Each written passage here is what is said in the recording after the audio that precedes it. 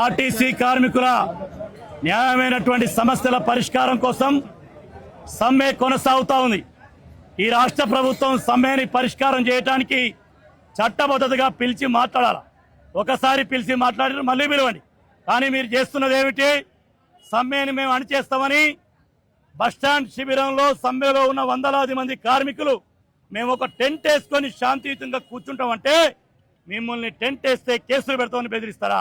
ఆ బెదిరింపులకు మనోవేదన చెందే శంకర్ గౌడ్ చనిపోయిండు. కాబట్టి శంకర్ గౌడ్ హత్య ఆత్మహత్య కాదు, ఇది ప్రభుత్వ హత్య. ఈ ప్రభుత్వ హత్య గత ప్రభుత్వం టిఆర్ఎస్ ప్రభుత్వంలో సమ్మెని అణచివేస్తేనే అణచివేయబడ్డ కార్మికులు పోరాడి వాళ్ళని ఎక్కడ పెట్టిరో అక్కడ పెట్టిరు. మరి మీకు బుద్ధి ఉండాలి కదా.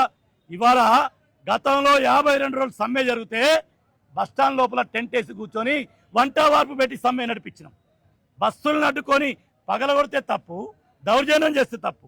కానీ శాంతియుతంగా ఒక చట్టబద్ధ సమ్మెలో ఉన్న కార్మికులు ఒక చోట కూర్చొని మీటింగ్ పెట్టుకుంటామయ్యా, రోడ్డు అబ్జెక్షన్ లేకుండా అంటే మీరు మీటింగ్ కూడా పెట్టొద్దు, మీరు బస్టాండ్కి వెళ్ళి రావద్దంటే మా బతికే బస్టాండ్లోకే నన్ను రావద్దంటే నా బతికేందుకని శంకర్ గౌడ్ చనిపోయింది.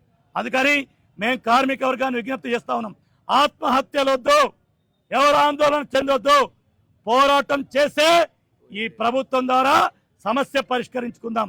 అనేక సమస్యల్ని పోరాడి సాధించుకున్నటువంటి చరిత్ర తెలంగాణ కార్మిక వర్గానికి ఉంది. ఆ తెలంగాణలో ప్రత్యేకంగా కొత్తగూడెం కార్మిక వర్గానికి ఉంది. కాబట్టి ఇవాళ అన్ని పార్టీలు, జేఏసీ, కార్మిక సంఘాల జేఏసీ, రాజకీయ పార్టీలు అందరం ఇవాళ మీకు మద్దతుగా వచ్చినాం.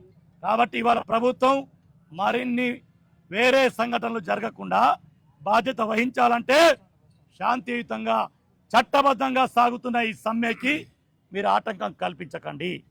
సమ్మెలో లేని వాళ్ళు ఏమైనా చేసుకుంటే మేము పోయి ఎవరిని కొట్టలే తిట్లే వీళ్ళు.